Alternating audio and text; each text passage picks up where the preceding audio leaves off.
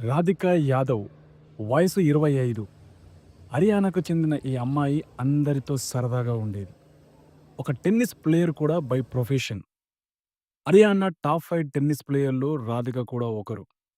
2024 November 4 నాటికి 113వ ర్యాంకులో కొనసాగుతుంది Radhika women's double టెన్నిస్‌లో.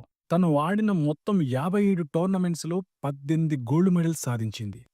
Next ఇండియాకి మళ్ళీ సానియా మిర్జా అవ్వాలని ఆశపడింది. అయితే ఇంత బాగా ఉన్న తన జీవితం, ఎంతో భవిష్యత్తున్న రాధికా యాదవ్ చేసిన తప్పేమిటి? తను మరణానికి ఎందుకు గురి కావాల్సి వచ్చింది?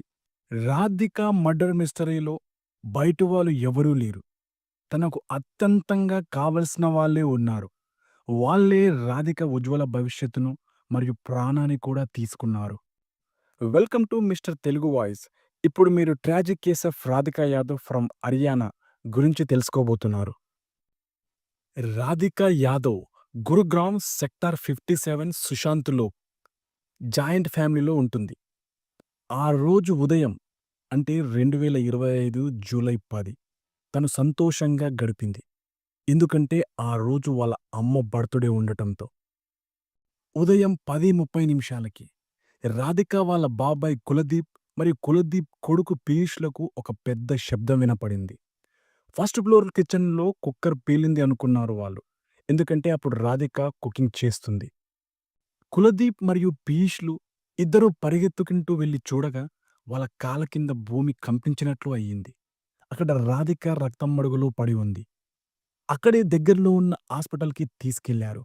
కానీ దురదృష్టవశాత్తు దారిలోనే చనిపోయిందని డాక్టర్స్ చెప్పారు.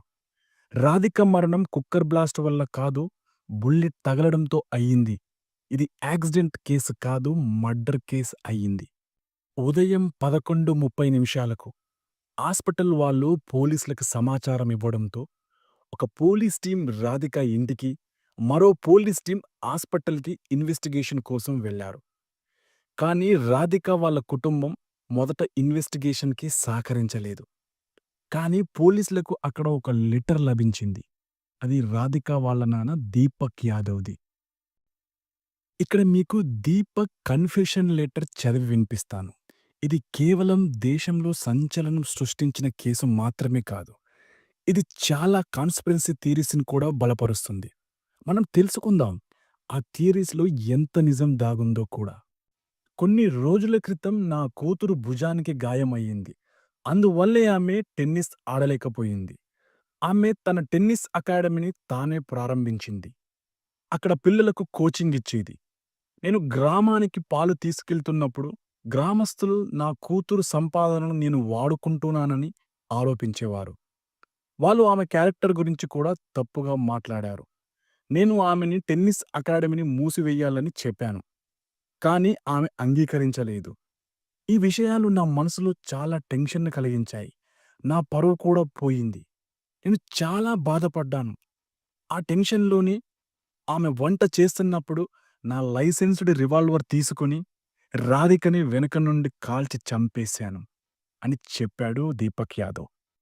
కానీ దీపక్ కన్ఫెషన్ లెటర్‌లో కనిపిస్తున్నంత క్లియర్‌గా లేదు ఈ కేస్.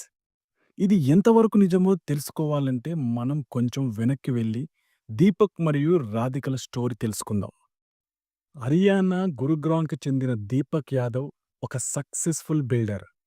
తనకి రెంట్స్ నుండే నెలకి 10,00,000 వరకు ఇన్‌కమ్ వచ్చేది. మనం ఇంకొంచెం వెనక్కి వెళ్దాం. అంటే 25 సంవత్సరాల క్రిందకి.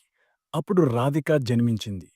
దీపక్ కుటుంబం ఆర్థికంగా బలంగా ఉండటంతో రాధికని పెద్ద స్కూల్లో చదివించాడు. రాధిక కూడా చదువుతో పాటు టెన్నిస్ కూడా ప్రాక్టీస్ చేసేది. చాలా చిన్న వయసులోనే టెన్నిస్‌లో తన పేరు వినపడేలా కష్టపడింది. అందరూ అనుకునేవారు రాధిక ఒకరోజు టెన్నిస్‌లో సానియా మిర్జా అంత ఎత్తుకు ఎదుగుతుందని. అలాగే దీపక్ కూడా చాలా ఆశలు పెట్టుకున్నాడు కూతురు పైన. సరే, ఇప్పుడు కరెంట్ సిట్యుయేషన్ చూస్తే రాధిక మర్డర్ కేసులో దీపక్ అరెస్ట్ అయిన తర్వాత దీపక్ రాధిక మరణం వెనుక దాగి ఉన్న సామాజిక కోణాన్ని పోలీసులకి చెప్పాడు. కానీ వాళ్ళు ఎవరు తనని అంతగా ప్రేరేపించారు, సొంత కూతుర్ని చంపేలా చేసింది అన్నది మాత్రం దీపక్ పోలీసులకి చెప్పలేదు. ఇన్వెస్టిగేషన్‌లో భాగంగా పోలీసులు దీపక్ సొంతూరు వజీరాబాద్ వెళ్లి అక్కడ ఒక 20 మంది వరకు విచారించగా, అందులో కొంతమంది దీపక్ కుటుంబానికి దగ్గరగా ఉన్నవాళ్ళు కూడా ఉన్నారు. కానీ ఎవరు కూడా దీపక్‌తో ఏం మాట్లాడారో మాత్రం చెప్పలేదు. ఈ కాన్స్పిరసీ థియరీలో భాగంగా పోలీసులు ఇంకో కోణంలో కూడా విచారించగా, వారికి లవ్ జిహాద్ కూడా అయి ఉండొచ్చని భావించారు. ఎందుకంటే జూన్ 20, 2024 రిలీజ్ అయిన 'క్యారవాన్' అనే లవ్ అండ్ రిలేషన్‌షిప్ అనే మ్యూజిక్ సాంగ్ ఆల్బమ్‌లో యాక్టర్ అండ్ సింగర్ ఇనాముల్ హక్‌తో కలిసి రాధిక నటించింది. ఇది చూడడానికి ఒక సాధారణ మ్యూజికల్ ఆల్బమ్‌లా అనిపించినా, ఇంటర్నెట్‌లో మాత్రం చాలామంది దీపక్ తన కూతురు వేరే మతస్థునితో లవ్‌లో ఉంది అని, సమాజంలో తన పరువు పోవడంతోనే కూతుర్ని కావాలనే మర్డర్ చేశాడని రూమర్స్ స్ప్రెడ్ అయ్యాయి. పంజాబ్ టైగర్స్ అనే ఒక టెన్నిస్ టీమ్ ఉంది. దానికి ఫౌండర్‌లో ఒకరైన యాక్ట్రెస్ తాప్సీ పన్ను ఢిల్లీలో ఒక ప్రమోషనల్ షూట్ జరుగుతుండగా దానిలో భాగంగా అక్కడికి వచ్చింది. ఇనామ్ ఉల్ హక్ అక్కడే క్రియేటివ్ టీమ్‌లో వర్క్ చేస్తున్నాడు. అప్పుడు రాధిక ఇనామ్ టీమ్‌మేట్ ఒకరిని కలిసి తనకి యాక్టింగ్‌లో ఇంట్రెస్ట్ ఉందని చెప్పింది. తన కాంటాక్ట్ నంబర్ కూడా ఇస్తూ ఏమైనా యాక్టింగ్ అవకాశాలు ఉంటే తనకు ఛాన్స్ ఇవ్వాలని కూడా అడిగింది. ఇదే మొదటిసారి రాధిక టెన్నిస్ కాకుండా తనకి యాక్టింగ్‌లో కూడా ఇంట్రెస్ట్ ఉందని ఓపెన్‌గా చెప్పడం. 2024 love and relation musical album కోసం రాధికని షార్ట్ లిస్ట్ చేశారు. అందులో ఇనామ్ కూడా కో యాక్టర్‌గా చేశాడు. ఈ మ్యూజిక్ ఆల్బమ్‌లో నటించేందుకు తన కుటుంబం పర్మిషన్ కూడా తీసుకుంది రాధిక. అలాగే షూటింగ్ సమయంలో తన మదర్ కూడా తనతోనే ఉండేది లొకేషన్స్‌లో. షూటింగ్ కోసం తను ఎలాంటి ఎక్స్‌ట్రా కాస్ట్యూమ్స్ వేసుకోలేదు. మరియు ఎలాంటి వల్గర్ సీన్‌లలో కూడా నటించలేదు రాధిక. రాధిక ఫ్యామిలీకి కూడా ఇందులో ఎలాంటి ఇబ్బంది కనపడలేదు. ఇనామ్‌కు రాధికతో రెగ్యులర్ కనెక్షన్స్ కూడా లేదు. ఒక ప్రొఫెషనల్ వేలో ఆర్టిస్ట్ మధ్య ఎలాంటి కమ్యూనికేషన్ అయితే ఉంటుందో అది మాత్రమే ఉంది. ఇనామ్‌కి రాధిక పర్సనల్ లైఫ్ గురించి కూడా పెద్దగా అవగాహన లేదు. మ్యూజిక్ ఆల్బమ్ షూట్ అయ్యాక తన ఇన్‌స్టా అకౌంట్ డీయాక్ట్ చేసుకుంది Radhika. Inam music album final cut మరియు ప్రమోషనల్ కోసం రాధికతో వాట్సాప్‌లో కాంటాక్ట్ అయ్యాడు. అప్పుడే Inam Radhika Insta account deactivate గురించి అడిగాడు.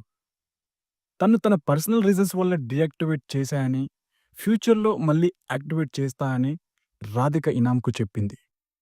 సరే, ఇదంతా చూశాక కొద్దిసేపటి కోసం రాధిక, ఇనామ్ మధ్య ఏదైనా ఉంది అనుకుందాం. కానీ పోలీసు వాళ్ళ విచారణలో ఎలాంటి ప్రూఫ్స్ చూపించలేకపోయారు Radhika, Inam love affair justify చేసేలా.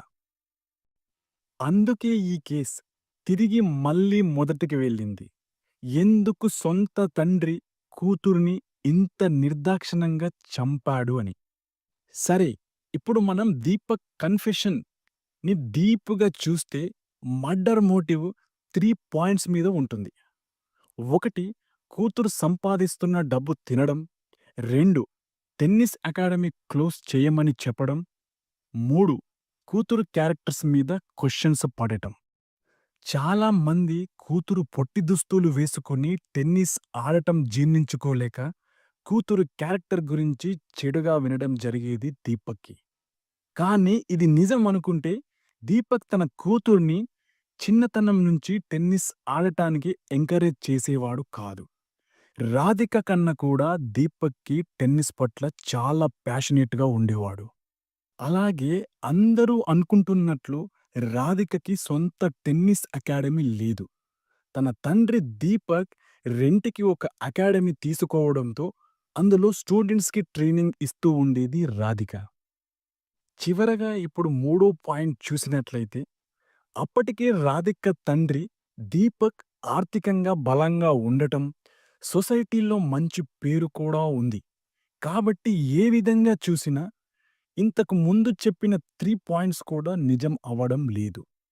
రాధిక మర్డర్‌కి 2 వారాల ముందు ఇంటి పరిస్థితులలో చాలా మార్పులు వచ్చాయి. ఏదో ఆ ఇంటి 4 గోడల మధ్య దాగిన రహస్యం ఉండే ఉంటది. ఆ 2 వారాలు తండ్రితో కాకుండా తల్లితో కలిసి అకాడమీకి వెళ్తూ ఉండేది రాధిక. పోలీసులకు కూడా ఇది ఓపెన్ అండ్ షట్ కేస్ లాగానే కనిపిస్తుంది. సొంత తండ్రి కన్ఫెస్ చేయడము, మరి ఎలాంటి మర్డర్ మోటివ్ లేకపోవడము. కానీ రాధిక ఫ్రెండ్ ఒకరు ఇమాన్షిక. తను కూడా టెన్నిస్ ప్లేయర్.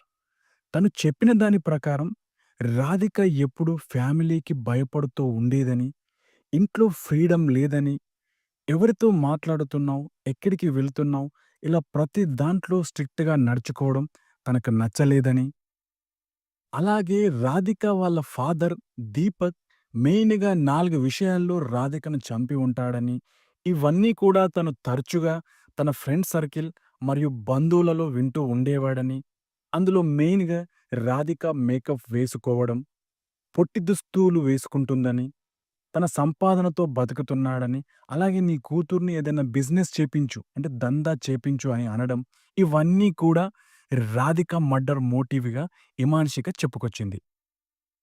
అలాగే చాలా సార్లు రాధిక తన ఫార్మర్ కోచ్‌తో వాట్సాప్‌లో మాట్లాడుతూ, తనకు విదేశాలు వెళ్ళాలని, ఇక్కడ రెస్ట్రిక్షన్స్ చాలా ఎక్కువ ఉన్నాయని, ఎక్కడైనా వేరే దేశం వెళ్లి ఏదైనా మంచి కోర్సు చేయాలని, లైఫ్ తనకు నచ్చినట్లు ఎంజాయ్ చేయాలని ఉంది అని చాలా సార్లు చెప్పుకుంది.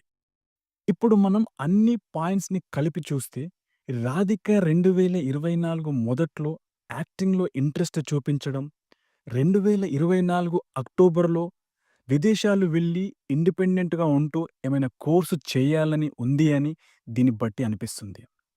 తండ్రి, కూతురు యాస్పిరేషన్‌లో ఎక్కడో విభేదాలు వచ్చాయని, రాధిక టెన్నిస్ కాకుండా బయటి ప్రపంచం కూడా చూడాలి అనుకోవడం, కానీ పరిస్థితులు తన కంట్రోల్‌లో లేవు అని తనకు తెలుసు. రాధిక తన ఇంట్రెస్ట్స్, అలాగే తను ఏం చేయాలి అనుకుంటుంది, ఇవన్నీ కూడా తండ్రికి చెప్పే ఉంటుంది. అదే సమయంలో ఆ నలుగురు అనుకుంటున్న మాటలు తన కూతురు గురించి వింటూ వస్తున్న దీపక్‌కి తన కూతుర్ని చూస్తూ కోపం, ఫ్రస్ట్రేషన్స్ వచ్చే ఉంటాయి. ఎలా అంటే సొసైటీ ఏమనుకుంటుంది తన కూతురు గురించి? తన కూతురు తన మాట వినకుండా ఏమైనా చేస్తే తండ్రి మాట వినలేదని సొసైటీ తనని చిన్న చూపు చూస్తుందని. ఇలా దీపక్ ఆలోచనలన్నీ అంధకారమైపోయాయి. ఒక తండ్రి కూతురితో చాలా సంతోషంగా ఉంటాడు. కానీ దీపక్ విషయంలో ఇది కోపంతో చేసిన మర్డర్ ఖచ్చితంగా కాదు. సొసైటీ ప్రభావం దీపక్ మీద చాలా పడింది. అందుకే ఈ సొసైటీ ప్రభావంతోనే తన కూతుర్ని చంపుకున్నాడు దీపక్. కానీ దీపక్‌కి ఇది తెలియలేదు. తన సక్సెస్ చూసి సొసైటీలో కొంతమంది అలా తప్పుగా కూడా మాట్లాడి, తన వేలితో తన కన్నును పొడుచుకునేలా కూడా చేస్తారని. ఏది ఏదైతేనేమి ఒక తండ్రి సమాజానికి భయపడి, అప్పుడే సక్సెస్ బాట పట్టిన కూతుర్ని నిర్దాక్షిణ్యంగా చంపుకున్నాడు.